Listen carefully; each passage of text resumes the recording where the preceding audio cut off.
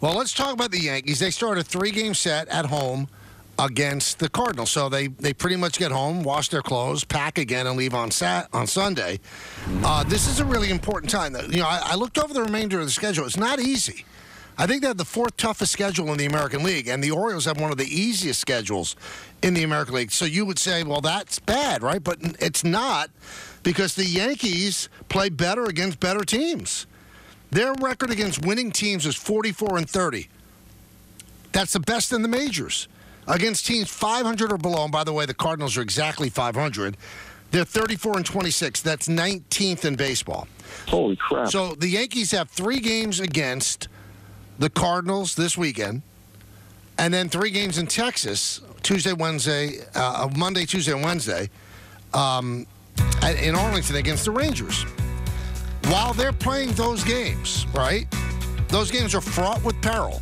St. Louis still on the fringes of wild card, so they can dream. And Texas is the defending world champion. While they're doing that, Donald, the Orioles' next 6 games, 3 games against the Rockies in Colorado, and then they come home and they play 3 games against the White Sox. There you go. So you would think that's at least 5 or 6. Right, you would think, but the Orioles have struggled as well, and the Yankees have a 2-game lead in the loss column over the Orioles. So these games are big. Another thing that you have to look at, for some reason, and I don't know why, I don't have the answer, the Yankees' winning percentage at home is .554, 12th in baseball. It's .609 on the road, which is the best in baseball. I don't get it. I don't understand it. I can't make sense of it, but here's something that has helped the Yankees. Since July 27th, so about a month, right? Mm-hmm. They're 18-11, while the Orioles are 16-6. So you can say Yankees should have really run away with things. 16-16. But the Yankees were 7 games over 500, so how much more can you ask of them? Oh, you said so the Orioles were 16-16. Yeah. You said 16-6. So no, those 16-16. Sorry. All right, they were 5. Yeah. And then if you go back to when the Yankees were really struggling and the Orioles didn't take advantage of, the Orioles have been very pedestrian for a while now. They have so many. I got to give them some props. They have so many injuries. We talk about the Braves. About an entire starting staff for the Orioles is hurt. Their bullpen is terrible. Kimbrel is now not even pitching in high-leverage situations. They haven't had Bautista all year. I mean, they're hanging, but they've got enough talent that they should be playing better than this, and they just lost 2 out of 3 to the Dodgers. And I don't want to get on Yankee fans. I think all fans are this way. But I think if Yankee fans, and I'm not speaking to all of them, but if they really took the deep dive into the rest of the teams in baseball, like really had an intimate knowledge of everybody and all the inner workings, you'd feel a lot better about the Yankees. Because I think they're all flawed. They're all flawed. This is going to be the first time in 10 years there will not be a 100-win team this year. So, all right, you listen, Milwaukee's running away with their division. That's because the Central stinks. All right, I don't think there's a complete team out there. Now, somebody's going to get hot and somebody's going to figure it out, and maybe Houston is the team because of their pedigree. But Michael, who doesn't have a flaw? No, who doesn't have injuries?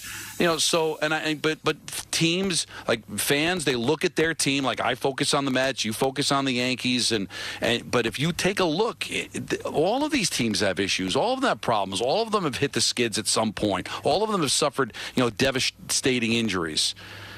And so it's just a matter of what shape are you going to be in once we get to October. And that's the team that's going to make a run. And the Yankees, when we get to September, all right, September starts on Sunday, they're going to be as close to whole as they've been all year. They're going to get back Rizzo. They're going to get back Schmidt. They're going to get back Heel. They have their entire rotation in order.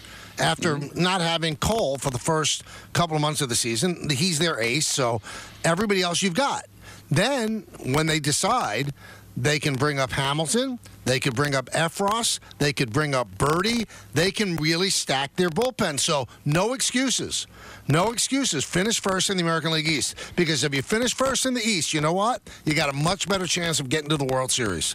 Yeah. If you have to be a wild card, and I will take those days off, rather than exposing myself to maybe losing 2 out of 3 and having my season ending in a wild card series. Yeah. Give me all the days off. That's what they should be aiming for. I am with you, but the brief history of the third wild card says something else. Only of late, because if you look at the teams that have had byes before that, they do make the World Series. Joel Sherman had it in his column today. So only of late, the last year the 2 World Series teams were wild card teams. The year before that, the team that went to the World Series, the Phillies, was a wild card team. But before those 3 teams, the team with the bye does very well. Hey, I would rather set my rotation and get that break, but it's not. It's not as simple. I think that's something you have to go for, but I don't think it's a death sentence if you're a wild card team, and I don't think it's any kind of. But if you lose 2 out of 3, Don, it's a death sentence. Literally, your season died. No, you're right. But like I said, recently we've seen, it sunk the Braves, it sunk the Phillies, and then it's worked for the Phillies as a wild card. It certainly worked for the Diamondbacks last year. Where, I don't know, you start to get on a little bit of a run. It is a bit of a break, Michael.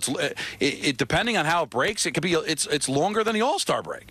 So sometimes you get taken out of your rhythm. Sometimes it messes you up. But all I know is if I'm planning things out, I'd much rather go into a series rested and have my rotation set the way I want it than having to come over possibly 3 grueling games and then maybe, diving right in and taking on a team that's got his rotation set. That's the way I'd like to play it, but it doesn't seem to be written in stone. They haven't asked me, Don, but I will give any team that finishes first a good bit of advice.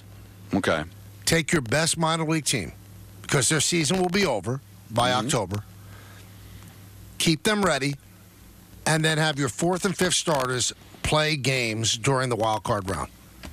They start the game as if they're starting a real game. Whoever you choose as your 4th and 5th guys, because they're not going to start the first 3 games of the best of 5, let them pitch, and your team plays your AAA team. This way you keep them somewhat sharp. You can't just sit back and do nothing. You can't play inter-squad games because they're not going to go at each other that hard. You got to have Spencer Jones, Jason Dominguez if he hasn't been called up. You have to have all your best minor league players going against the big team with your 4th and 5th starters going. That's what I would do.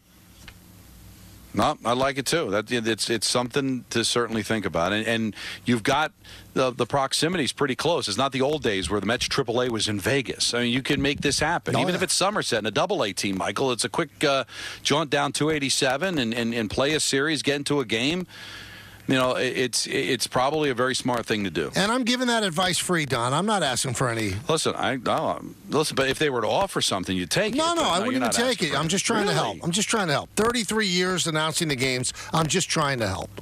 Because that's what I'm about. I'm help. I'm the help, and I'm trying to help. Good for you. That's it. I've changed my whole act. Money's not that important. That's a major change, Mike. Huge. What happened? Huge.